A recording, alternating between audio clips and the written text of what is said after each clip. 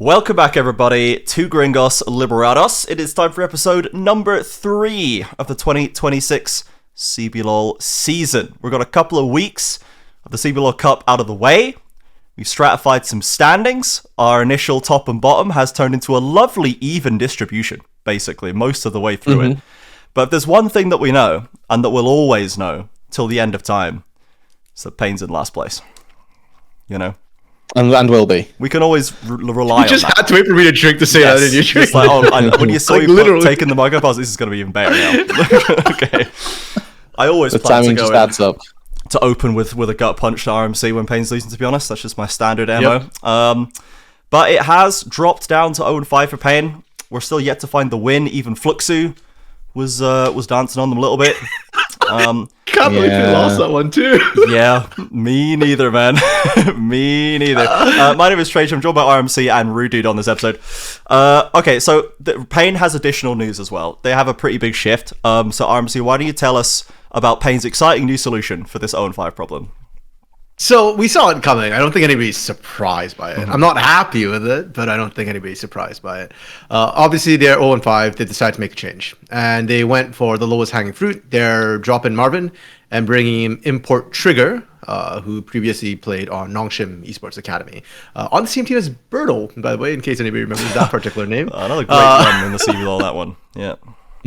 Yep. So paiN's making some changes. Now, last week, we were just talking about this. And I was just saying that I worry for Marvin, and this is precisely what I was worried about. Like, the boy's been having like the worst tier 1 career. Like, he gets put on FURIA W7M on a screwed up roster that was never meant to succeed in his first year in tier 1, and then now he's put onto paiN Gaming, where they obviously don't want him. And look, I'm not saying that I get it from the org perspective. Like, this is the easiest change to make. Everybody else was sort of the wanted players. They just needed a strong voice and a strong AD carry. Marvin is not ready to step in that place. It makes sense from the org perspective to swap out Marvin, but from like a fan perspective of paiN and a fan of developmental, I am concerned that this is how you kill a player, right? Like, where's Marvin going to go after this? Like 2 showings in tier 1 and then neither of them look great and you're the scapegoat for it. It's a little bit like XU almost in LCS. Like, he wasn't a problem on either of the teams that he debuted on to begin with, and people flamed him horribly, and it was like, well, I don't think he's the problem here. But you know, you find yourself in this position. Right? He's been a shot, so he thankfully has not been consigned to. And I think that's the story that I want that I want it to follow, because we're hoping Marvin gets another shot on a team that's not in this position. Yeah, pretty much. Right. It's hard. It's always hard to see where that's going to be, especially down to 8 teams, right? There's just less opportunity for players generally. There are plenty of CD rosters, and I'm certain that any one of them should be pretty happy to have Marvin on that team, as RMC has said in the past. A paiN Gaming Academy winning player, America Challengers winning player. He's obviously got quality, right? So we'd said in previous episodes this year, we don't want this to happen. We don't think it's the right choice. It probably would, and it has, but we never thought this was a good idea. And we'll see, I guess, right? Like, a part of me hopes it doesn't get better, because I don't want to validate this kind of decision making. I'm sure there are plenty of paiN fans who will just take a win at this point. They really don't care who's playing bot lane if they could just get some dubs on the board. And ultimately, they just need to get in as good a position as possible for the best ofs. They're not making it out. We can see from the season graphic, they're locked bottom 4 at this point. So they're going into the play-in rather than the play-off, as it's said. But they will have best of series to fight against other underperforming teams. But at this rate, that might be VKS. So that's not really what you want to land up against the champions in round 1 of the knockout. But that's just that might be where the cards fall at this point. I'm sensing the look of the standings. Audio listeners, look at the standings. Everybody else, you can see it on the screen. One of these things is not like the other in terms of teams that are not yet in the top 4, quote quote. Well, let's verbalize it then. Like, and I think Loud are just on a hope and a prayer. Currently in this top 4 for no good reason. RMC and I were talking a little bit about this before we went live. Yeah. But no, let's verbalize this for the audio listeners, because on top right now it's Los 5-0, undefeated, and because it's best of ones, 5-0 literally means you haven't dropped the game. Clean Then 5-0. Sat at sole second, Red Canids 4-1. Then we've got a bit of a crunch from third to fifth, and that's the problem, because top four make it to play in, bottom four have to do makes it to play offs, bottom four makes it to play ins. So one of these three teams is now going to be in play ins, and they are FURIA, Loud, and VKS, our rating champs, all at 3 and 2. And then below them, tied 6, so only one win away from making that top four, is FW7M, Leviathan, and then of course there's paiN. We've already beat them to death. Well, they're already dead in the corner by themselves anyways. So 2 wins away, right? From 2 wins top away four. from top 4. 2. Which is doable. They have another week they have another 2 rounds to play. But yes, they're 2 wins away. So it would be surprising if Fluxu and Leviathan escaped bottom 4. It's probably going to be who's the like shark that gets dumped into the top of it to attack whoever's in last, right? All 4 of these people, like Fluxu, Leviathan, and paiN could all end up being last, assuming it goes like 4th to 8th. Yeah. 6th, 7th, which would be the only way to do it that makes any sense, in my opinion. But I don't think Loud are a shark. You don't think Loud are a shark? I don't know if that's getting ahead of the. I don't know if that's getting ahead of the curve. That's my whole point here. Is that one of these things not being like the other? Is that top 5 has got like that like SWAT army lining up outside to breach a compound, and then there's a clown on the side.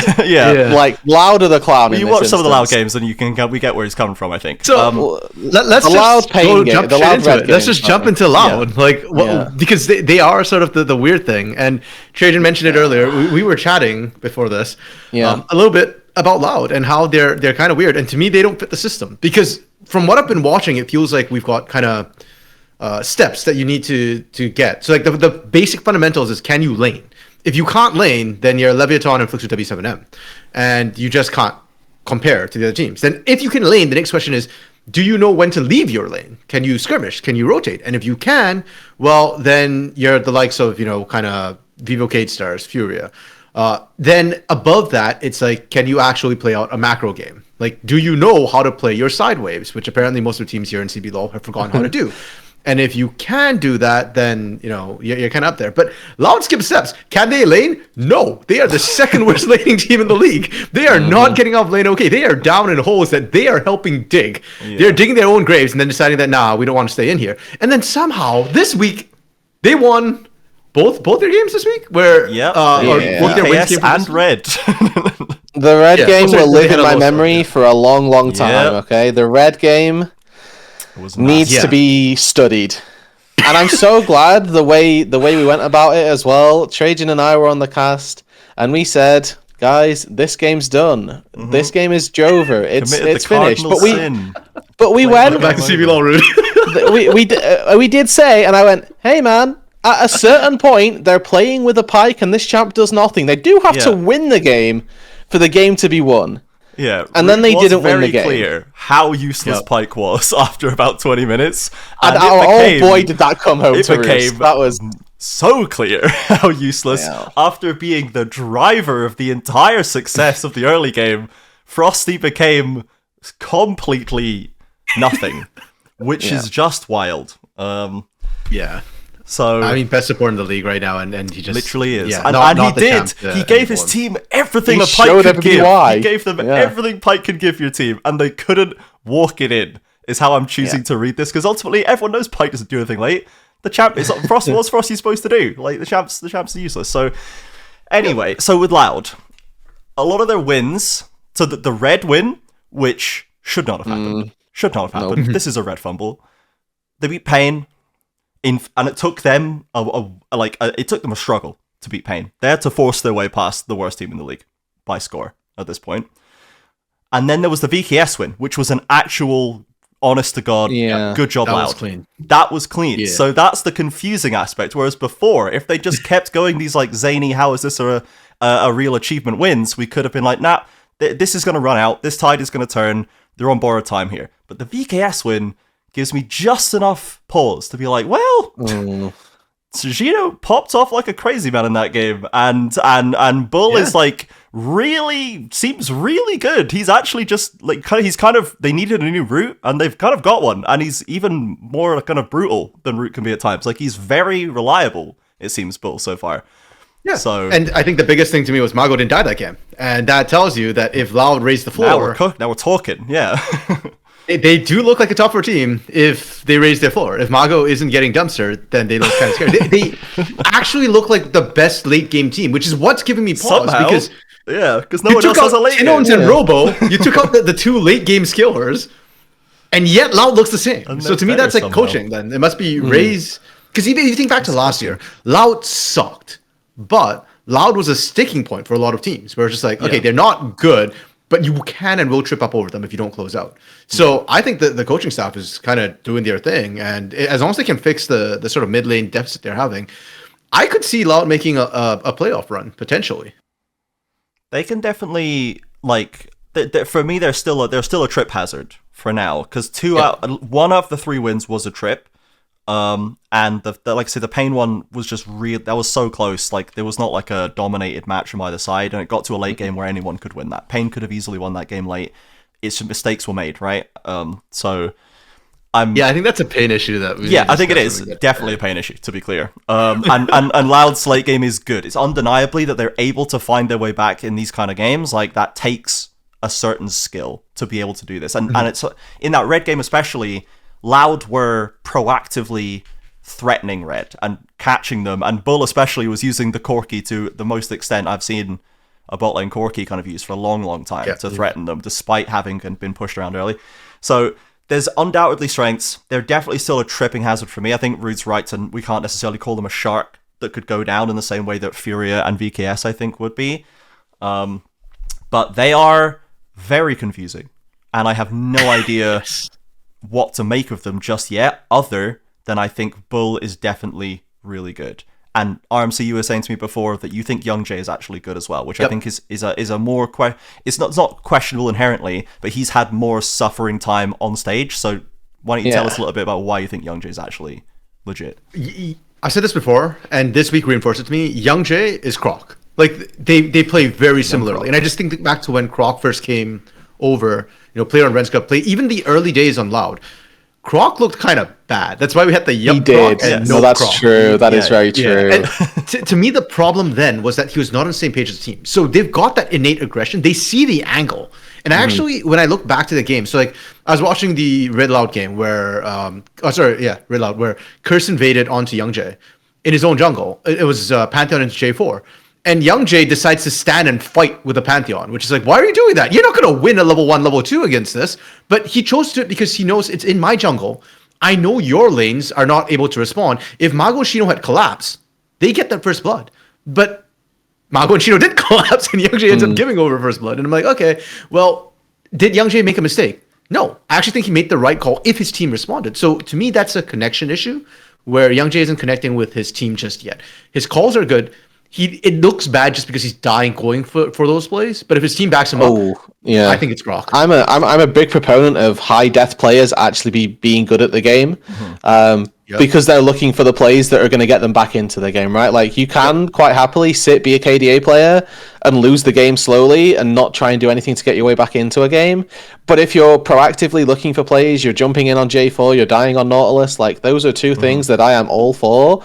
If you're looking for ways to get your team back into the game, and 9 times out of 10, that's all this is. It's just teams looking to claw their way back in, and it's these players who are fishing for angles that probably don't exist. Like everything needs to work out right for it to work out, but they still need to go for it, otherwise the game's lost anyway. 100%. And I love the fact that Youngjae's not doing only when they're behind. Like he's seeing it from a neutral state. He can get them ahead if his team works with him. And I think that's what we're seeing more in the late game is when the players are not as chained to their lanes. It's easier for them to kind of move around. They're moving in a group. When Youngjae pulls that trigger, a little bit. Exactly. Like everybody's already there to just power in. And that's why we're seeing Loud kind of flip some of these games a little bit on their head because they are able to follow up on what is a really good sense of a gauge. So I am personally actually really happy with the way Youngjae is playing. I think the Korean imports for Loud actually have wildly surpassed my expectations. I think they're doing very, very well right now. And it's more on Mago and Shino. And Shino's not doing poorly, but when Shino, I feel like that game against Cade Stars was partially Shino following up. And therefore, like, with the right angles, he does very, very, very well. And if Mago starts doing the same, that's why I said, like, I think Loud can make a very random, strong playoff run if your team just starts connecting properly. Yeah. So actually elevating imports, which is good. We don't see them that often down here, which is cool. Loud's got 2 of them in one set, which is crazy.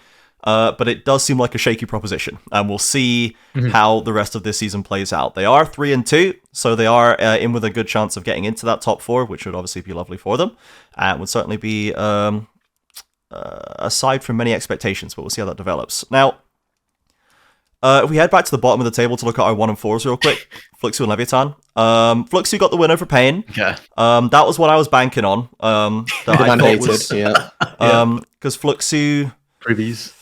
If we leave paiN in their own kind of separate section, which is just like, there's like internal problems and veterans that, you think we think should be doing better, but there's an argument they shouldn't, but it's kind of a different beast, paiN. But Fluxu and Leviathan I'm having their own kind of like, these are rosters that feel underpowered and will need to click or overperform, kind of similar to Los, which is like vastly clicked and overperformed. Like, these rosters feel a little underpowered and they're struggling, so let's see what they can do kind of thing.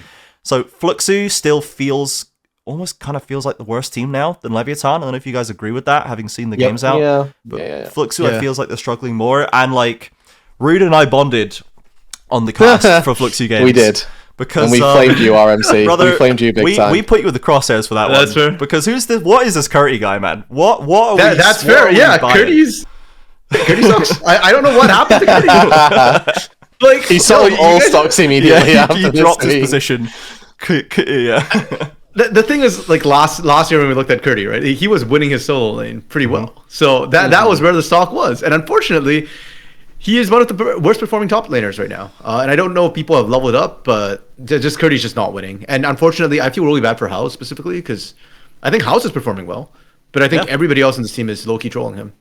Like, but Bao had a good game against paiN. I will say that. I don't think Bao's that bad, actually. Yeah, I'm okay with Bao. I'm okay with House. Did he pick Jhin again? I forget. I think he did, right? No, it was the Kaisa. I was not happy about that match. He had a Mr. Useful game, that we were hyped for. So, I mean, I'm not sold on Bao yet. I agree. He is inting the team. Like, in order, it's House actively good, Bao not bad, Peach slightly below average, and then Prods and Curti kind of at the bottom. I think Peach is... I think that the reason I have lower stocks on Peach, and I kind of agree with your take that he's not actively inting the team, is because Peach isn't actively doing anything, which is my problem as a jungler, right? Like, and I think that's kind of that's on a par with actively inting the team in this instance, specifically for junglers. If you're doing nothing, you are actively inting the team, and that's my stand. Sure. You know what, I can see that, and I don't disagree with it. But yeah, I just think the Fluxus FW7M right now, something is fundamentally wrong with the individual players. Like, sure, you can say this is a team, like, energy thing, but no, I just think people are just not doing their jobs. Like, Prods need to stop inting, Curti needs to stop inting before anything else can even look to begin to happen. Yeah. I really wish House was on Loud. That's how I feel about Fluxus. That's how I feel about this team. I think that would then we might say Loud an actual 3-2 team. Plug a lovely hole in the middle. Keep Shino, like Shino, impressed by him so far. The Korean imports rule. Redbert's doing surprisingly well with this new setup. Just slap House in there. He's already like a content guy. Like, he'd fit in the Loud easy. Like, can we just swap that? Maybe? Anyone? Oh well. We'll see. Should have taken Fu over Mago, that's all I'm saying.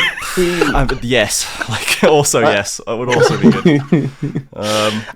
I think my point, so I feel like, I don't know, if people want to say more on Fluxu, they can, but the ship has sailed, I feel, and we know where we stand with them. Where Leviathan, again, we were talking about sort of this inevitability, because they came into the week, I believe, 0-3, right? Like, they had a bad week 1, and then we were like, it feels like this team is due a win. Yeah, because they were pushing some challenging teams, and then they got their win, so, you know.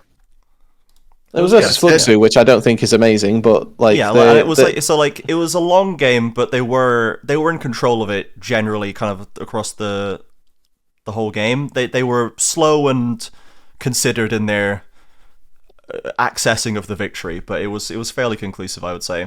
And that was cool. That was because then we've seen good early games from them, but we'd seen them kind of struggle to convert that against, let's be honest, against better teams. And they had an opportunity here.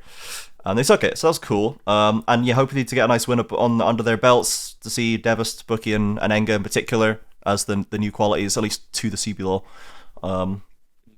for a while. I don't remember. Was Enga like in the CBLOL like a while ago, right? Yeah, on the same Redska roster as for House. to this iteration. So that was cool. So yeah, they got the win. That was kind of it. To be honest, that was kind of it for me for Leviathan as well. Was like they were definitely due a win. They got one.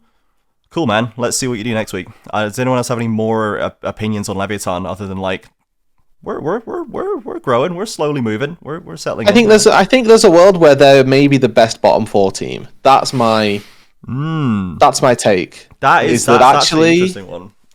You're still putting Loud in bottom 4, I would assume, right? I am putting Loud in bottom 4, absolutely. So you think could be better than Loud by the time we're done. Yeah, I wouldn't be surprised if Leviathan are the team that, like, if we had like a circle of suck playoffs, they would win it, you know? Like if that's how it functioned. But that would be, I think they've got some good qualities, okay, and I think that's about as much as I'm willing to say. But I don't rate the rest of the teams as highly as I rate Leviathan, which is good for them you know. Yeah. For what my opinion is worth to them, you know, that's going to put them in a real good spot right now. Enjoy. So no. I hesitate to kind of start the bottom 4 because I think they all have their own individual strengths. Leviathan, what I did like about them was their game against Fluxu was dominant in terms of their laning. Like the individual players have skill. We know this. We just haven't been able to see it because of their strength of schedule. So finally against Fluxu W7, we were able to see that where all their lanes are just wrecking and feeling really, really strong. So to me, the big I like their last week's schedule a little bit because it's Loud and paiN, where they're kind of like polar opposites. Where Loud has one of the worst laning phases in the league right now, but know how to play a late game, and that to me will show us whether or not the players know how to play a late game, or are they just kind of win lane, win game style players. And against paiN will be the opposite, where it's like if they can beat paiN in the early game, then you can close out, and that will show the quality of your hands, I guess, if they can beat paiN in the laning. So yeah. And it is a shame because they're the team that are locked out of top 4. So like even if they beat Loud and paiN this week, they still can't actually make top 4, even though the scores might line up that they'd be even with the top 4 team, maybe. The head-to-heads don't look good. So they are locked out of top 4. They are in the play-ins as well, where Fluxu, even with the same score, technically can still make it in if every game goes their way that they need to. But yeah. Leviathan can at least because they have a paiN game, so they can lock themselves out of, even if they went 1-1, they could beat paiN and then not be bottom, play against the 6 seed, which is probably going to be Fluxu in some variation. Yeah. So then and they've already got a good record there. So they're setting themselves up well to make it into the kind of second round full of Cup, and we'll see what they can do there. Actually, no, it would be probably Louder, Cade, or FURIA would be the other team they face in the. We're assuming that it's 5v8 and then 6v7. I'm assuming it's 5. No. So it's 5v6. 5v6 winner of that qualifies in. 7-8 will face the loser of 5-6. Oh, nice. Okay. Well, I like so that. It's kind of almost. So the 5-6 qualifies first, and then the loser face. Okay, right. Yeah. It's like a little. Yeah. Okay. I don't hate that. Well, in that case, they're still fine because it's paiN in it, so they can still just go. So they're either, and then they can play against potentially Loud, VKS, FURIA, one of these two probably. But they still get the second chance to play against them. Yeah, they're looking likely to be the other. Yeah, like if whoever's going to come out in second of that system likely would be Leviathan. At least first or second, right? Hey man, paiN can make a strike back. No, they can't. Man. No, they can't. They're switching out for trigger. No one cares. We've taken your hopes and dreams, and we will be crushing them. Thank you very much. Okay, let's talk about VKS. Talking about hopes and dreams. They've got big hopes and big dreams, and they are big mid right now. The 5-year plan. They're big mid right now. So why is Leviathan? They're small mid, but in a good way. Small mid brackets positive. Vivo K-Star is big mid brackets derogatory. Okay, why is VKS so big mid right now? What's the problem here? They're just tripping. I don't know. They're just tripping. Like, this is not the same case. Well, okay, first of all, we should put context, right? Like, CL has been very vocal. VKS has been very vocal that they've been losing a lot of their scrims. Like, they started the year with some of the worst scrim records that they've had. And again, all of it's just connecting with bringing Kaiwing on board, making the changes, connecting with him as well. I just think Cade just keeps tripping over themselves a little bit. Like, and they just mess up a little bit. I'd love to see them in best of 3 because I suspect I'm still confident of them in a best of 5. In a best of 3, things get a little bit dicey. I could see them accidentally throwing a series, though it'd be harder. But in best of 1s, brother, are they throwing left and right? Like their game against Loud, I don't know what the hell Miru was on. Miru was not pressuring Mago. No. And to me, that is just criminal. And that's not Miru. So to me, that's just an off day from Miru. They blind Orianna. I see Mago just got an early rise, and then they Orianna'd into it, I think. Yeah. I do not remember pick order. No, I can't tell with this pick order anymore. Hold on. Yeah, let me go look. No, yeah, it was Rise first, and then they like last picked almost. Yeah, so they first picked the Rumble. They countered with Ori, and I'm going Mirror into Mago. And it was Ori. Last pick Ori, I think. Can we Ori was 4-5 for them? Can we pick something to kill him maybe? And I don't know if this is Rise just covering and crutching over mid laner's weaknesses right now with how like easy it seems to be to play out the lane with this champ, where you just get to build HP and mana. You have phase rush, no one can catch you. You get early tankiness, you just farm it out. It seems like very easy to do. So maybe there's not actually a real way for Miri to punish that pick with something else. I don't know. But I'd like him to try. No, that's untrue. We've seen Mago get punished on the Rise. Repeated. Like, Feisty wrecked him with an Akali. Sorry. Mago was playing Orianna again there, right? Yeah. Sorry, but yeah, we've seen Mago lose on Rise before, is the issue. And this game, I think, where they screwed up was actually that fight around in the jungle, where Young Jay's Kiana just got to, like, randomly Supreme Display of Talent and just, like, wreck the entire team because they just positioned poorly. And then from there, Cade kind of snowballed down to hell. But that's my problem with Cade right now, is I just feel like they're tripping randomly. Do I still have confidence they're a top 4 team? Yes, but I need to see them in best of 3s and best of 5s. Because I think in best of 1s is when they're screwing up. And now, again, they could continue to screw up in best of 1s. They will get better. They are skilling. They are, I think, continuing to show me that they know how to play a macro, generally speaking. They just need to not throw the micro laning part of it first. Yeah. And like their win over Leviathan was super dominant, right? Like the lost one was a slow bleed out as a CBLCK game, as chat likes to call them when we have slow ones. Yeah. But that's just kind of Loud being able to play out a slow, methodical win against VKS. Like, that's not what I would expect to happen. I would expect VKS to be able to do more in a scenario like that. So that was kind of worrying that kind of was allowed to happen. But so yeah, again, it's like mixed messages from VKS with like dominant wins over some teams and uncharacteristic losses against other ones. It's a very odd setup for VKS, and hopefully it is just growing pains with this new setup. We've long since sort of known that best of 1s, you get these types of things going on.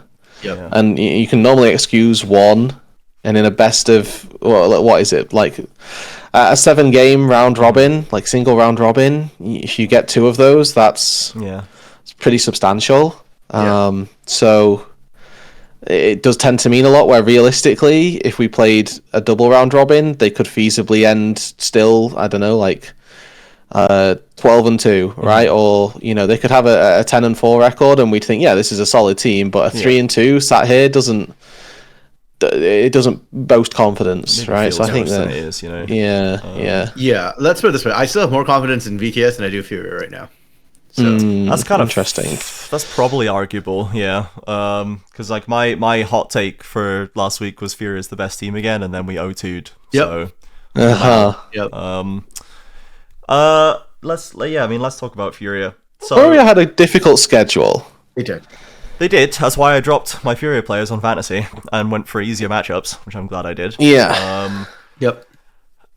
But that doesn't mean that we get to excuse them, because if you want to be the best team, you have to beat the best teams. And one of the things we kind of come up with, my pick of match to watch was Red versus FURIA, which was supposed to be FURIA versus FURIA Light, and it wasn't, because Red completely out Braziled them, kind of, and it was conclusive for Red. They were the better team kind of across the board, which is not what I would have expected. I was expecting a messy game, and we didn't get that. We got a pretty clean game from Red. They were just kind of giving it to them. So part of me wonders if this is where the coach shift starts to show, because there was a lot of talk in the offseason. They lost ThinkHard. It's going to be absolutely massive. They lost him. And I was thinking, well, FURIA still has the hands, right? Like, even these players individually, even before the ThinkHard era, a lot of them were kind of known and up-and-coming players. Or like Tatu was already hot. IUZ is IUZ. Gigo has been Gigo for a while.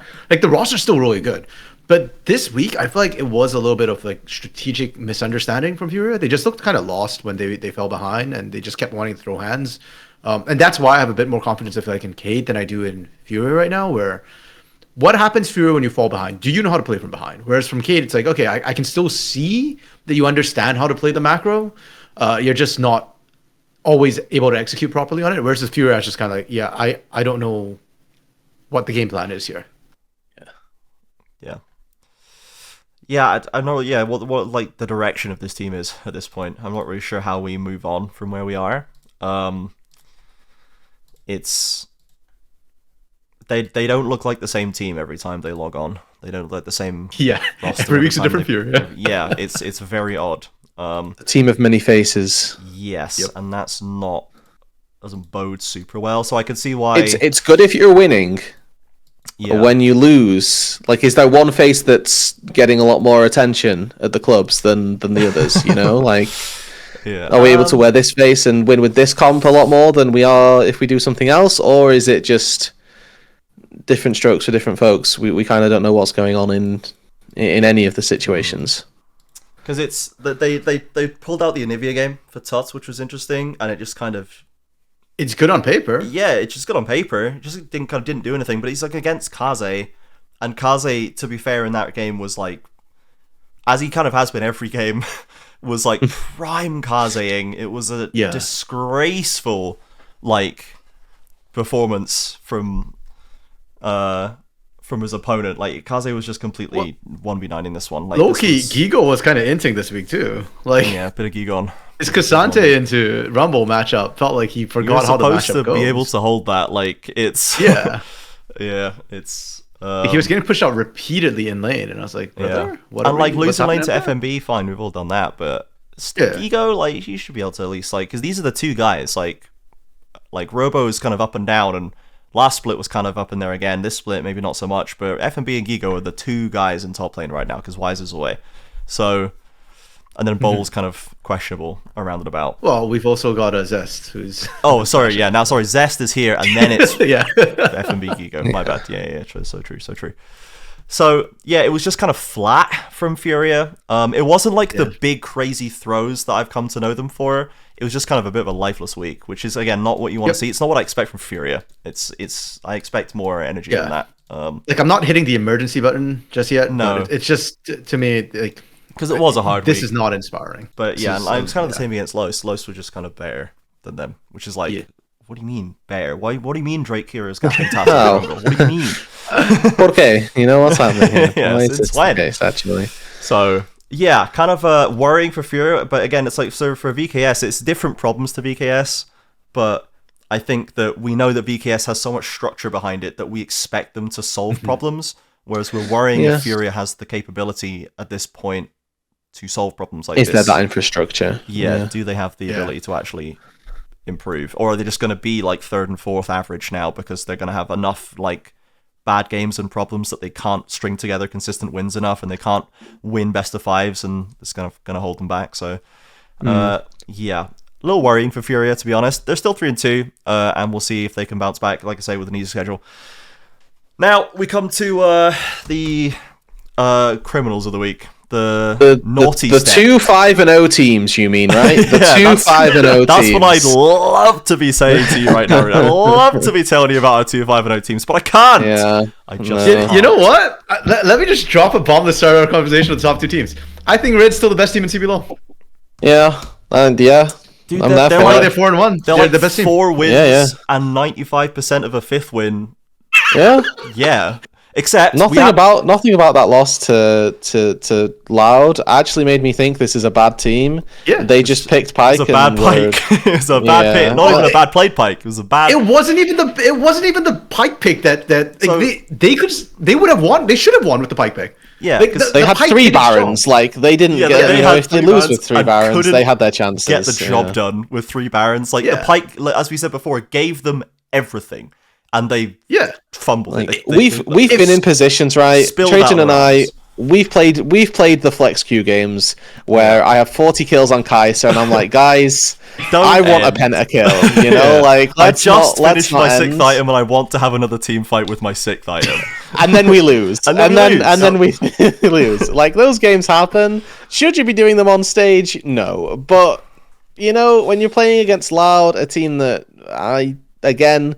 I'm not wagering are as strong as the rest of some of the top 4 teams, you can probably do that, and I don't think they're going to come away from this. I mean, Frosty did. We remember watching him. The Frosty cams is a different narrative that we're pushing, which is quite fun. But I don't think it's a bad thing to just to have some fun, you know? Yeah. No, it's not, but it's and that's why I still think Red is still the best team. More importantly, I think they've shown us they can play. They are incredibly strong laners. They've shown they know how to skirmish, like those 3 levels I was talking about. They showed us they know how to macro. They've unfortunately also shown us they know how to switch their brains off and run in and just randomly get caught on the jungle for no reason.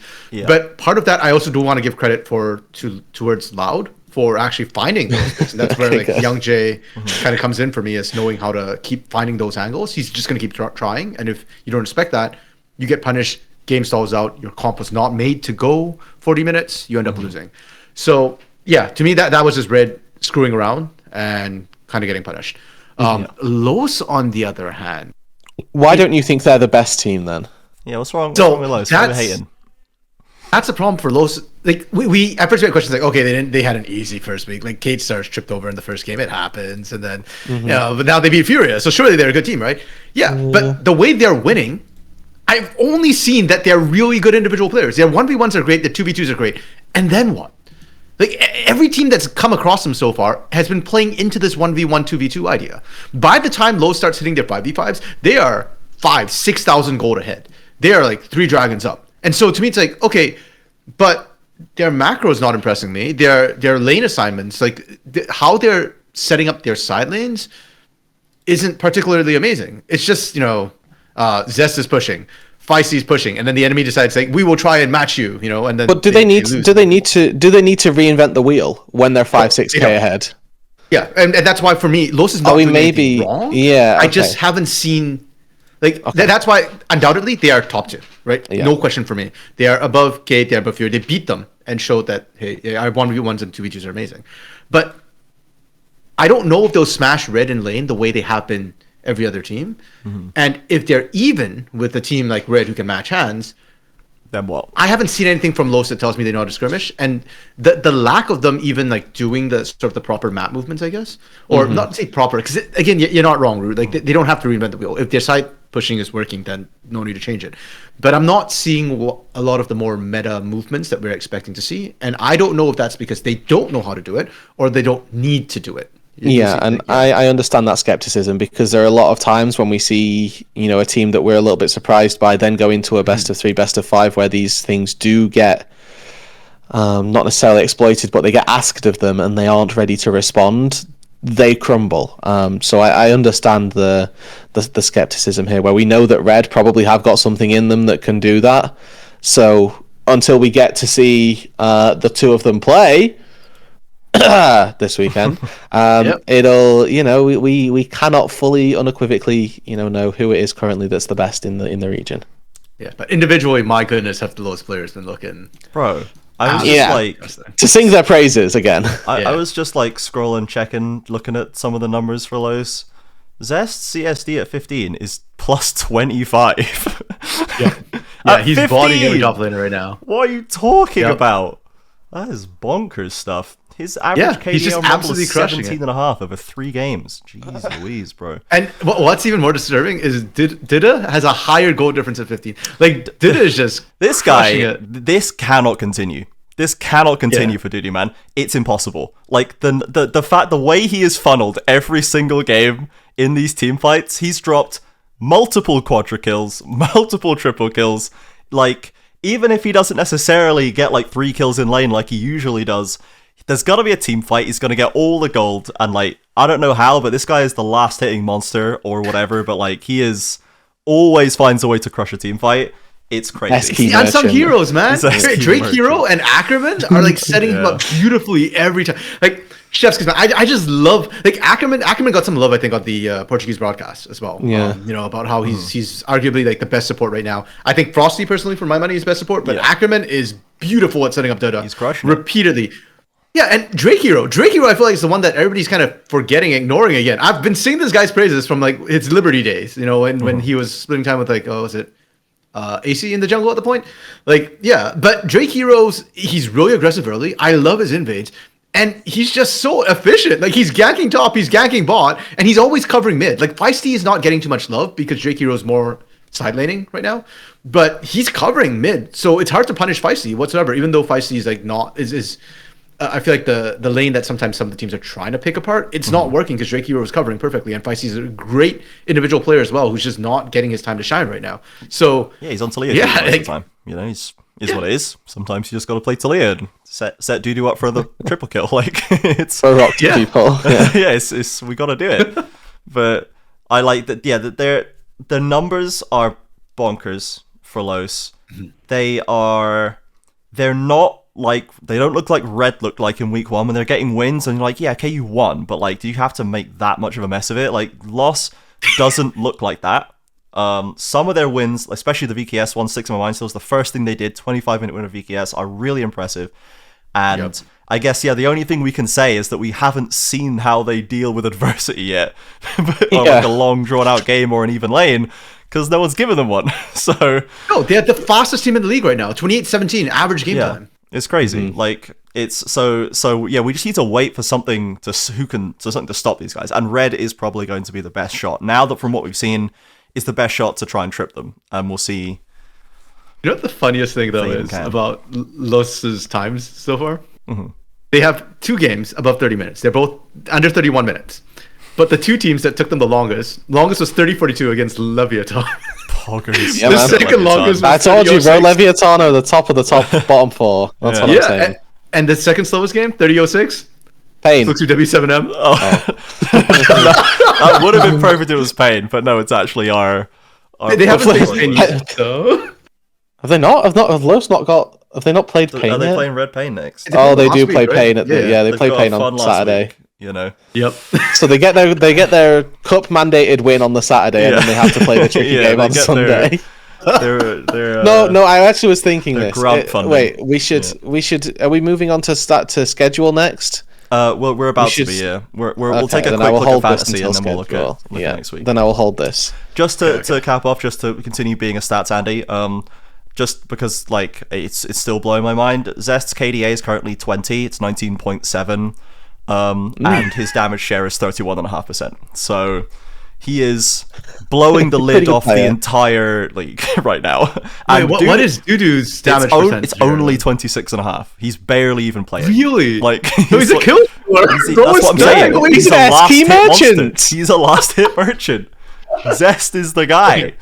To be fair, Zest is also doing a lot of damage on side lane pushes, and he's actually 1v2ing, so his damage share makes it top lane. Yeah, it's because he's constantly 1v2 in the enemy. It's doubling his damage share. Like, it's unfair. It's not... With a 20 he can't get the kill because it's 1v2, but yeah. Oh boy. Okay, right. Let's take a quick look check-in on Fantasy, because we've had a couple of new joins, and the Fantasy site is now able to accommodate a late start, and it gives you the updated total from your earlier rounds, which it couldn't do before. Hell yeah. So anyone who hasn't joined yet and would like to join, you still can, and your roster from round 1 will pre-populate, and you'll be up to speed with the rest of us. So get in there. So, it's almost too big to show. I'll have to start going back to the top 5, which I had to do before when I got too many people. But Acheron, who joined fairly recently into the server and then onto Fantasy in week 2, has gone right to the top with some godlike predictions. He had Zest week 1 and a bunch of other normal picks. So, his week 1 was like 180 points. It was crazy. And his week 2 was 140, which is a bit more bang average. But it's Acheron first, Lunaday second. Opened up a little bit of a gap. RMC was telling me about how he's been inting Fantasy just a little bit, and has lost some ground here. With myself bringing up 4th, and then Dark Knight, who was last after the first week, I would remind everybody, and is now 5th. He has jumped halfway up in one go, so he'll be first next week by this logic. That's terrifying. Okay, so just to clarify, when I said I inted, it was funny because I actually picked a paiN Gaming and a Leviathan player. I picked Marvin and Toplop as my bot lane for week 2. Oh, brother, man. Did you at least get 'Cause I Kaze ran or out of something? points. Like, I ran out of. I went with Miru. I went with Cade. Oh, I so went did with I. both the Samus, Miru, and CL. thought And that the was a joke good is, idea. the lowest score for my week 2 wasn't even Marvin or Topple. Oh, Actually, no, no. it was Marvin. But the Samus was 12.61, just barely above Marvin. So I got inted by Cade stars in week 2. yeah, I kept Marvin because I thought surely he'll do better than week 1 and we'll get a small point bump, which he did. And then I sold him. I was like, okay, I won't just like sell now. I'll get 1 point back or something. But no, I was like, I took Mirio as well. Good matchup, still underpriced from what I thought after a slow week 1, but then had an even slower week 2. So I was like, well, guess he's washed, you know, whatever. No, Trajan, you're not the only one who's going to drop Marvin after week 2. So. Yep. Well, the entire league's dropping him. He's gone. He will never be seen again. Yep. I hope that's not the case, but we shall see. Okay, so congrats to Asheron. We now have a new villain to catch. Even Lunade's got about 30 points to And make up. So. they also receive the title in the Discord as well, which That's we the got end of made. split, right? I don't remember. I think initially it was definitely going to be like split winner gets it until the end of the next split, but I don't remember what it is in there now. So there's a potential chance that Asheron now has the King of Fantasy tag, which has been instituted. We could do a weekly one. I'm unsure how Brent has set it up. We'll have to corroborate the story. You have to join the server and find out. So yeah, that's the whole point. The plug was join the server, so I did my job. To the call to action. Yeah. Okay. Right. Let's look at schedule for next week. Now, bear in mind, everybody, this is a 4-day week: Saturday, Sunday, Monday, Tuesday. The Monday, Tuesday matchups have not yet been set because they are, I think, the first round of play-ins. Yep. They will be. I believe 5 versus 6, 7 versus 8. Those two will be best of threes on Monday. And then Tuesday will be the last chance, which is the winner of 7-8 versus the loser of 5-6. Winner qualifies, loser goes home. And that's the best of 5, I believe. Yes, correct. Yeah. Yeah. Oh my word! And we're going to need some Americans to take that. That's what I'm saying. Yeah. So the time they have much later start times. So I am taking the afternoon off work on Monday to at least be available to prod/cast. So I don't think you need to. I'm going to be honest. I think you could work a full day. Okay. If you want to sleep and be at work, I'd take the Tuesday off because you're going to be up until like the way Leaguepedia has it listed here. UK time first match start is 9 p.m. on Monday. Yes. Yeah. Both of them start at the same time, I think. Like on Monday and Tuesday will be the same start time. Yeah, they both start 9. So the best of 5 on Tuesday is 9 p.m. UK. The second best of 3 is going to be rolling start. I might so keep take the Tuesday off, but I'm probably not doing that. I'll be honest. Okay, right. So scratch that. That's a production problem. You'll see who's that's doing another problem for later. We'll see whether or not we'll have a CBLOL English stream on Monday. But We'll see. basically that. Hey, so man, I'll that is run 1 p.m. West Coast time. 4 p.m. East Coast, and I believe it's 6 p.m. Brazil time. I'm doing my conversions right. Yeah. So later than usual. Saturday, Sunday, our normal time, at least, starting at 4 local time, 4 my time, noon Brazil time. So we have some. Red has a pretty tough week. It's Red's turn for a hard week, depending on how difficult you think VKS is as a matchup. They've got VKS and then Los. So we're kind of excited for the Red Los match already because that's a top of standings one, and we'll see. We already know what Red's flaw is. We've seen that one. And we're waiting to see who Los's is. Do we get to, though, and this is the question, do we complete the circle of suck with paiN versus Lev? Where they each trade a game versus one another, you know? You think paiN's going to get the win finally in paiN Lev? Could paiN beat Lev? So Lev beat Fluxu beat paiN. Beat paiN, and then paiN could beat Lev, and we get a little paiN horror beat show Lev. down at the bottom.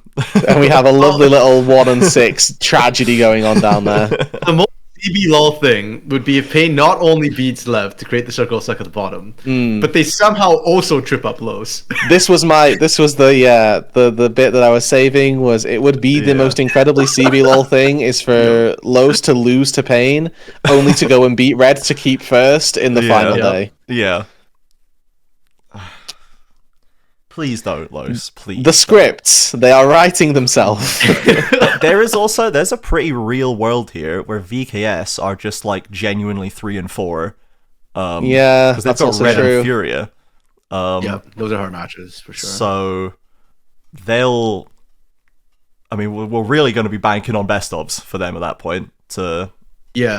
Now I mean, they don't have head-to-head versus VKS, or they don't have head-to-head versus Loud, which is exactly problematic. Yeah, and if they lose it versus FURIA, then I think it's curtains. They have to beat one of those upper teams. Yeah, and FURIA have head-to-head versus Loud, which is where they could have some good stuff going on. Like if Loud win a game, like Loud probably beat Lev, and they honestly Loud probably 2-0 this week. So yeah, they've got I don't know. Lev Fluxu. They theoretically have the Lev actually. Oh, okay. Loud actually have. Yeah, and then they're 5-2, and then where are we? So yeah. Okay. I mean, I can see Loud losing to Lev. They're going to end up I'm gonna be honest. third or second. I can also see Loud losing to Lev. Yeah, I said Loud or Lev are the best top four, bottom four, whatever. Yeah. And then they're second. Fluxu, I don't think so because Fluxu's like, laning is weak enough, and if Loud can get out of laning, I think they can win. But yeah. Dude, yeah, this is actually an interesting. So weird. It's so hard to actually imagine how they match up against each other. Okay, so do we want to do predictions for each and every game, or do we want to just pick our match of the week for each of us, or game to watch? My game of the week is Los versus paiN. Regardless of which one we choose, Los versus paiN is my game of the week. I wholeheartedly believe paiN Gaming will win this game. With every fiber of my being, paiN Gaming will win that game. He's going to manifest it. He's going to. Everybody put paiN back in your fantasies. The stocks are up. Everyone's going to go to 0. Marvin for AD carry is my fantasy this week. Let's go. Yeah. 6 Marvins is on my team. Yeah. Well, it will be a good. It's also the debut of Trigger, I guess, right in the league because he is supposed to be playing this week. So we'll get to see whether or not that actually. Maybe we've got another Bull on our hands, you know. And like could be. Yep. Bull came in with Redbert and they were crushing 2v2s and Bull's like 1v9 in fights. Like maybe it doesn't matter how incredibly soft the top side is now for no reason whatsoever. You know, maybe we just get. And it's the Korean connection, right? You've got double Koreans in the bot lane. That usually connects pretty fast. So should certainly help the laning stage because that was never got there for Marvin and Curry. They were never really comfy in that lane. It seemed. Yeah. And we know how good Curry is in 2v2 when he's got an AD carry that he's on the same page with. I mean, so. Even now you're seeing some amazing engages. Like that paiN Loud game had some great engages. The Nico was crispy stuff. Yeah. Trajan, what's your game to watch? I mean, it's Red Los. Because I'm not into the content, so it's Red Los. Yeah, just make sure we got. If you're not into the content, what are you doing in Brazil? Had his sick what are you doing in Brazil? He's in front of the Nexus, and then he picked Los paiN. So, and he's going to now lose the game. So, is there another one? Is there another like low key? I think FURIA VKS is low key. FURIA VKS is the other one. Yeah, I think that decides fourth. Yeah. I think FURIA are probably safe either way. Yeah, with their head-to-heads, I think they're fine. Well, unless, maybe they actually know. If they lose, then they're not because fine, the head-to-head would be. Yeah, they would not have the head-to-head. So I actually think it does just decide. And Loud's going to be above them anyway, so it doesn't matter. Loud's going to be 5-2. It does just decide. So... That FURIA VKS decides who comes fourth. Oh, that's actually which is wild. Yeah. Yes. The mid-off. Our two best teams coming into the split pre-conceptual or conceptually. Raining right now down there. It's going to be Los Red Loud. To me, I think Sunday has all the more interesting games. Personally, my game to watch is paiN versus Lev because that's what I'm hoping paiN actually picks up. Yeah, that's your last chance for redemption, I think. But I do think that the most important, or for the general public, Los versus Red, VKS versus FURIA on Sunday are the big ones. That's a Sunday banger, to be honest, because you get to watch Los versus Red, probably actually best game. FURIA versus VKS, maybe most important game. paiN versus Lev. Circle of Suck. The circle of suck potential RMC's like absolution match, and then you get to see Loud clown Fluxy to round the day out. You know, you just get to see like a nice clean win from Loud. The actual no stakes game. Yeah, where we get Heimerdinger and locked in. You know, I feel like we're cursing this. Like the more we say no stakes, the more likely it is teams are going to trip up on the low stakes. Reed and I have already thrown a whole game just by claiming it's over. So we've got powers. Like this is true. I'm on all day on Sunday as well, which is excellent. I'm very much looking forward to that. Blast, yeah. Hell yeah. Yeah. Oh yeah. Okay. Cool. Had to go do a quick check. This week is going to be so funny, man. This cup, the CBLOL has actually been so funny this week. The cup has been great, honestly. This cup has been great. Okay, right. Let's take a look at some questions from the community. Q1. This is just a Lunar Day dunk on paiN. which is going to be a weekly occurrence. Anyone else really enjoy the 2026 paiN game rebrand to Painful Gaming? Their gameplay is so on point to that brand. If you could rebrand another team in CBLOL, what would it be? You could have just asked the second half without the first half. That's the beauty of it. The beauty is there's a real question there. Didn't have to do the paiN dig, but did it anyway, and I respect that. You know, wait. I have the best answer for this. Okay. I would rebrand Fluxu W7M to W Flu7 So M. Just to make because they had the branding. The most disgusting. They had the branding where last year W7M was the prominent part. Yeah. This year it's Fluxu. Let's just merge everything. Yeah. Let's be equal. Merge it all. Be equitable and just alternate letters until we run out of letters. Oh, and then man. you just kind of like take squares like a sort of Resident Evil jigsaw puzzle kind of thing and just rearrange them randomly so the logo is just like a jumble, you know? Yeah, the logo looks atrocious. Yeah. But it still looks better than 2025. And then and you know, that's my rebrand. Thank you, Luna. I like the bull in 2025 though. So like the W7M logo is fine in itself. Yeah. But yeah, like What's calling it Fluxu they Fluxu actually W7M and the W7M is the big part and the Fluxu is like boop, boop, boop on the top. Like, I don't know. It wasn't well done. This is actually always my choice whenever like anyone asks me about rebranding into the CBLOL. I think Loud should like make their logo higher res than 480p. That's what I would do. I would upscale the Loud logo triangle. to give it to make it a triangle and not like a weird cut off at the corners, squared off stupid thing that looks like absolute dog. That's my opinion. They maybe even add some shading as well. But it's not a play button. They chopped the end off it and the tops off for no reason whatsoever. They couldn't even just draw a play button. They couldn't even do that. And I don't understand why. And it's the worst part of Loud, the org, entirely. It's the worst part. Remember when their logo was that, and then it was like LOUD, and the D was the stupid play button as well, and it looked even worse? They got rid of that. Yeah, that did so look worse, bad. to be fair. Like, they just need to round off the goddamn corners. I'm gonna lose it, you know? Like, please. That's my answer to So this. you're happy with an entirely green triangle? Just make it a triangle or a play button. Literally just make it like what it's clearly supposed to be and just put the corners back on it. Don't chop the ends off. That's what freaks me out, bro. So okay, fair enough. That's my nightmare. I mean, right now I might rebrand Loud as late because they're playing late game, Los as win because they're actually winning, and Red as blue because they've been blue side 4 out of 5 games if I recall correctly. He's got the triple, the shotgun blast to just fix the league. Just new league, new teams. I do like the rebranding of Los to win. The names are rush. Yeah, that's good. Win Grandes. You take them from the big to win big, which is nice. Win bigs. Yeah, they are winning big right now, dude. Yeah. they could go 7-0 in the round robin stage. Yeah, they could be they're already the Leviathan of this this year so far in Split 1, and we'll see. And how did that end for Leviathan in 2025? Well,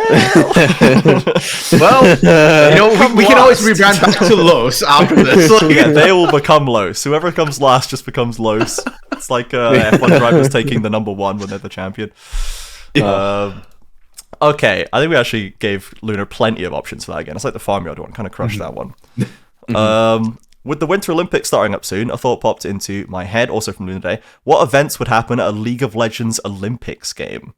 Is this like a Mario and Sonic at the Olympics kind of situation, or are we inventing new sports to play? Like, I think we're inventing sports for Runeterra. That's what it sounds like. Yeah. There would definitely be like a dodge shroom. Yeah. Instead, like almost like a survival kind of thing, where if you stand on a shroom, you're out. Oh, you have to like wend through like a minefield of shrooms, and you have to you have to get from one side to the other, and you have no idea how to do it. But people already do. You don't know where they are. So people already do racing around the rift, like with Scion racing. Yeah. So Scion drifting is probably one of them. Yeah.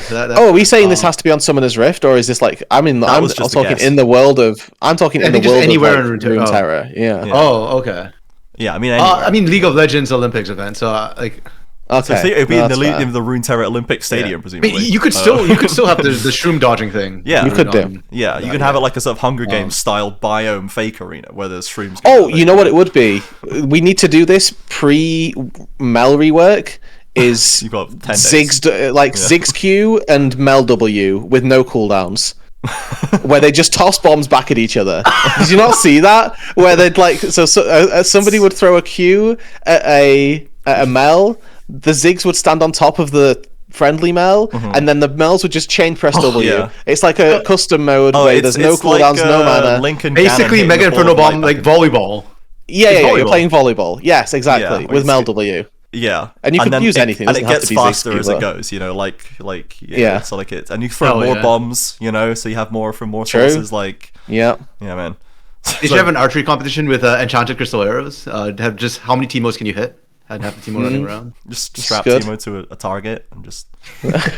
Use the target. Yeah, we've got. There needs to be a Teemo killing event. Who can kill more Teemos in a set amount? So we've got mushroom. Mazing, I guess, kind of. Yeah, mushroom maze, kind of. Scion drifting, melee ball, and melee ball is very good. And I don't know what we call shooting enchanted crystal arrows at Teemo strapped to a target, but Catholicism, maybe. Yeah. Sadism? I don't know.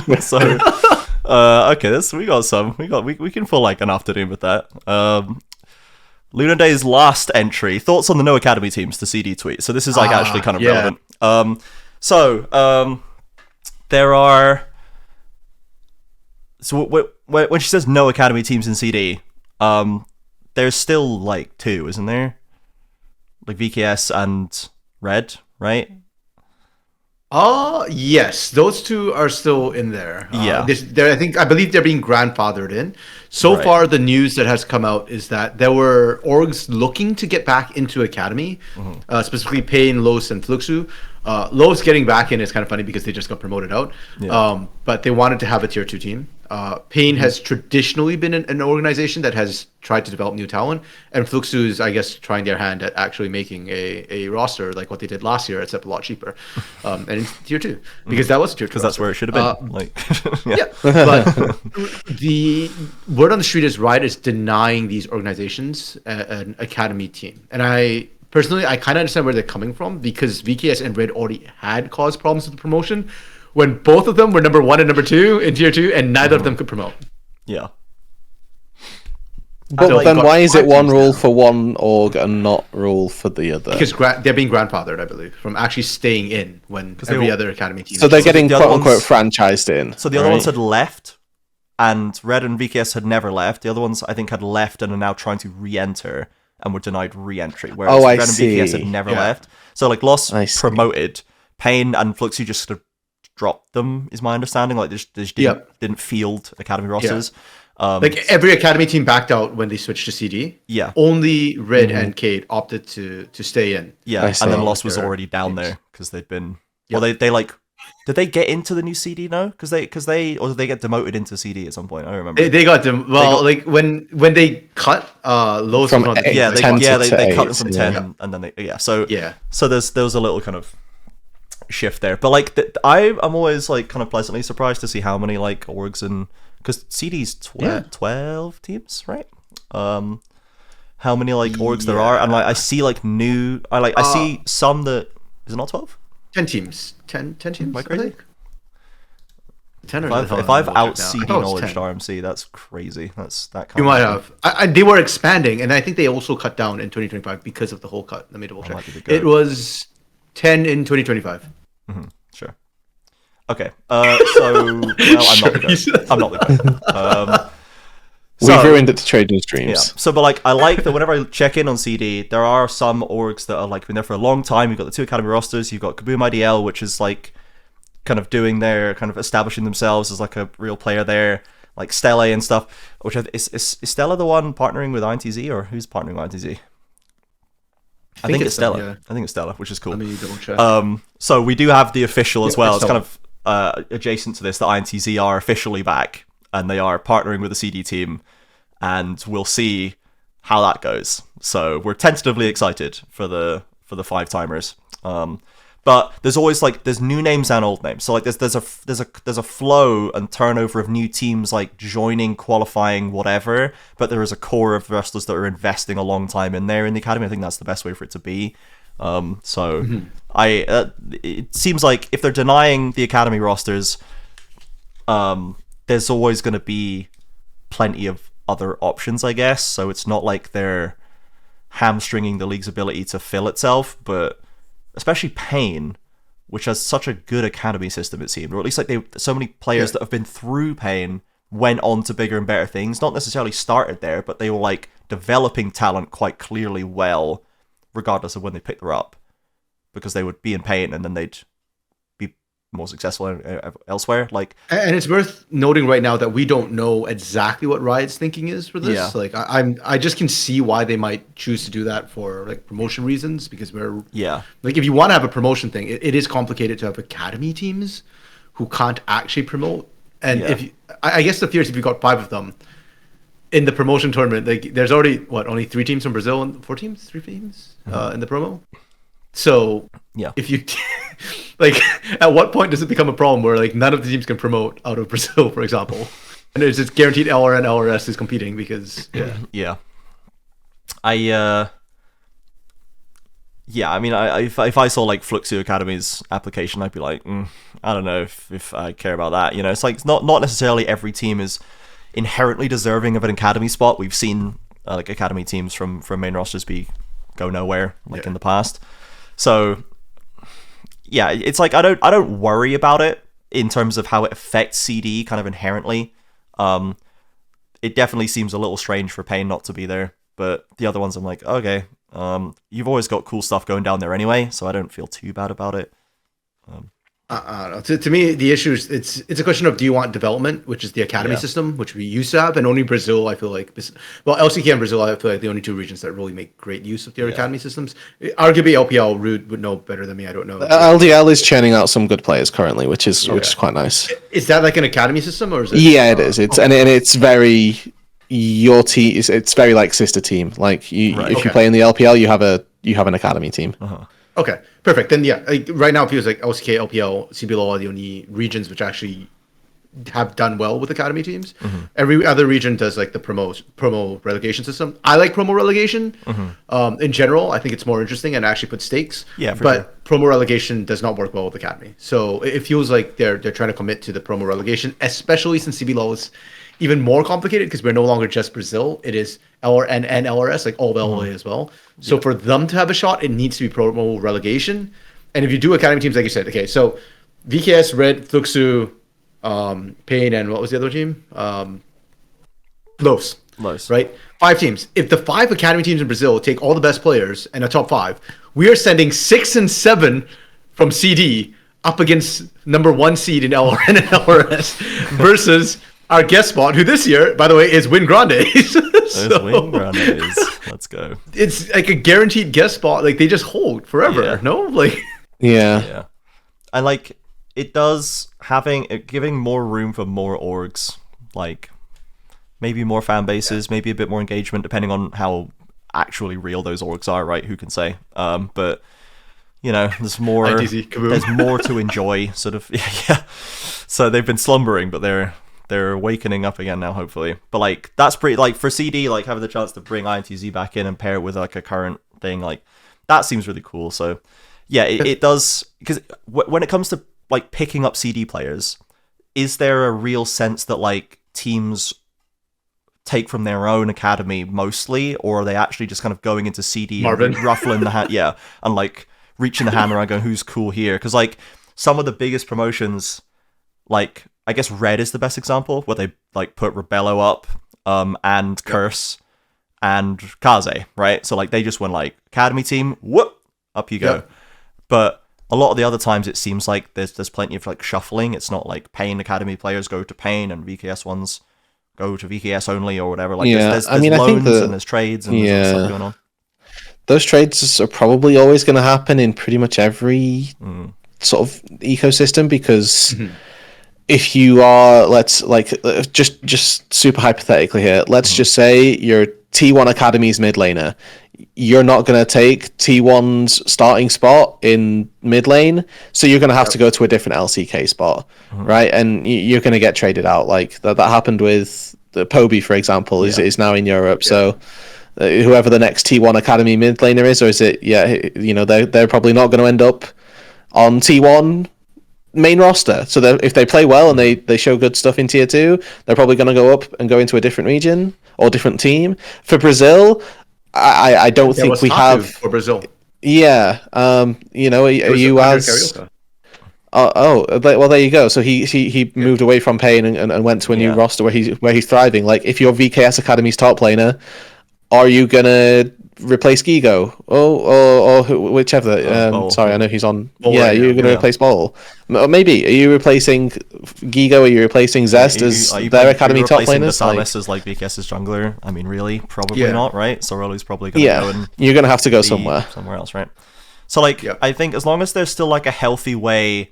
It's kind of interesting, right? Because when you have promo relegation, theoretically that's a system where the point is to take your 5-stack team and then beat the worst 5 team and bring the whole roster up that way, as opposed to like, I'm going to take that player from that Academy 1 and that one from that Academy 1 and bolster my current one and kind of craft this perfect system here.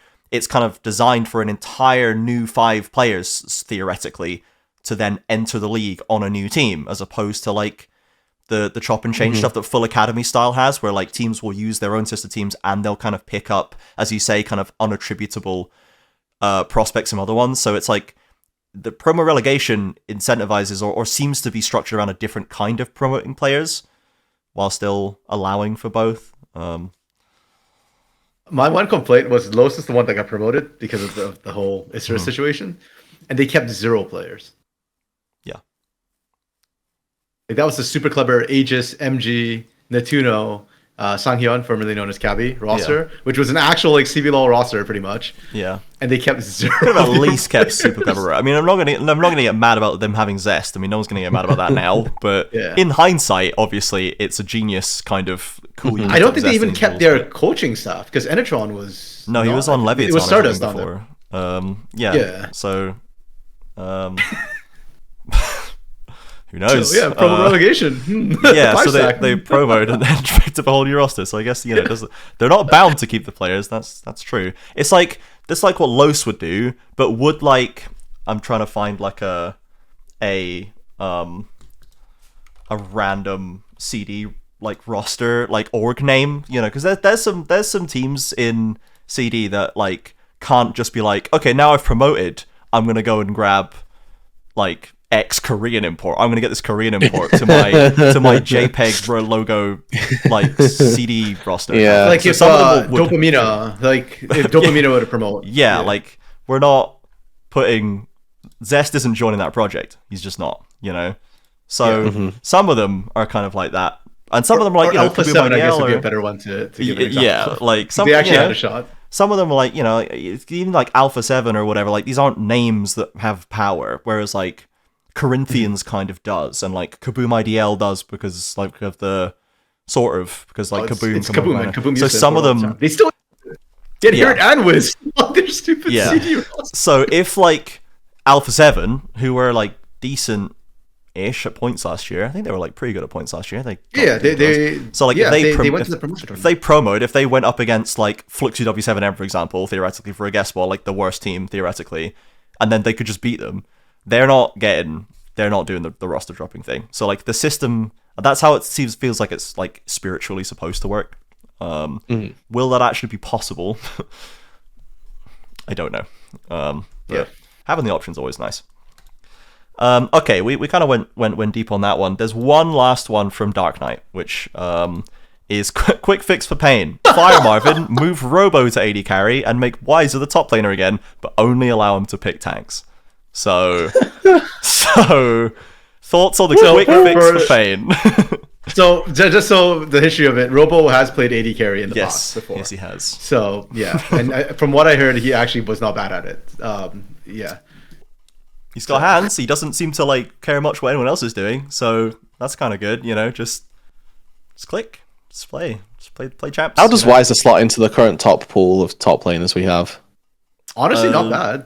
I feel like Wiser slots in the top but our top pool is pretty decent. Like, I mean, very divisive, I think. Yeah. He showed that he can hang in the past with the likes of Gigo, Robo. He can hang with anyone when he's on form, for sure. Like when he was... Yeah. towards the end of last split, he was like a cut below He them, was but dropping I'd off. still have him, I think, better than like Devis, Curdy, Shino, maybe. That's probably the watermark. Is how do you look versus Shino? Yeah. Is what kind of Wiser are we cooking with here? Yeah. But you can only play tanks, remember. So it's all Scion. That's We can true. play Kennen. It's Kennen meta. It's not a tank, I'm afraid. Banned. It's banned. Can't be playing Kennen, I'm afraid. That's not a He thing. can play I'm Rumble afraid by Kennen, he can play the stipulation of Yordles. the question, no Kennen. So does that Okay, affect your true. decision? He Oh, can't pick well, Kennen, so- tank Kennen. Actually, build I was going to Rylai's. say, could he play Kennen and build full tank? This Yeah. is... We need more Yeah. I mean, nuance I could to do this. a lot of things, but I don't do them because, you know. Yeah. Fortunately, I don't think Wiser would do it. That'd be more No. of a ego thing to do. I don't know if he'd I go think that for would get him sent back down to tier 2 pretty quick. If he picked Totally. Kennen and then built a Randuin's. Yeah, You I know? don't know if he'd go for that. Okay, the day that Randuin's... Sorry, this is a complete tangent. The day Randuin's gets removed from the game, like, is the day I'm finished as a caster. Like, Yeah. I crutch on that item so hard, like, when I look at tank items. So, like, right there, I went for a tank item, and there's going to be a season where I'm going to say it as a crutch, and then somebody else is going to go to me, rude, Randuin's isn't in the game anymore, and I'm going to be And like, you're right, going to die a little inside. game's gone, Yeah. see you later, thank you. Game's gone, man. What have they done to my game? What have they done to my League of Legends? They can Yeah. take out and bring back Gunblade all they like. The second Yeah. you remove Randuin's, I'm out. I love Randuins as well, I'll be honest. I love it. Okay, so Robo going to AD carry would actually be pretty funny, and like, you know, you can play a lot of mages and stuff bot lane. We had the Whippo era where he was playing Swain and Vlad bot and stuff, so like, you know, I'm sure Robo's... You could play Rise bot, probably get away with that. Probably better than Robo. We're actually Rise going to top, bench so- Reckless so that we can play 2 top laners. Yeah. Like, how wild was that? That Yeah. was so That was- crazy. That was a moment in Fnatic's history that everyone looks on fondly. Okay, right. I think that's about us for today, chaps. We have, as we said, very exciting week coming up, a 4-day week, and Yeah. some very exciting matches to shake up the final round on Saturday and Sunday of the single round robin, and we'll get our order and matchups for play-ins and playoffs. So tune in, usual place, twitch.tv/CBLOL English, Twitter, Blue Sky, CBLOL English, Discord, Fantasy League, all of it. You've heard us chat about this before. Join, chat, interact with us. We will interact back, we swear. We love chatting with you guys about it. And you can submit questions, and we'll answer them on the podcast, as we've demonstrated. So we hope to see you in chat on the weekend, Saturday, Sunday, Monday, All Tuesday. 4 days. Very Or Sunday, Monday, Tuesday. Whole days. Do not miss it. Thank you, everybody, for watching/listening, and we'll see you on the weekend. Be there. Where were you when paiN won their first game of 2026? Never, it can't happen. So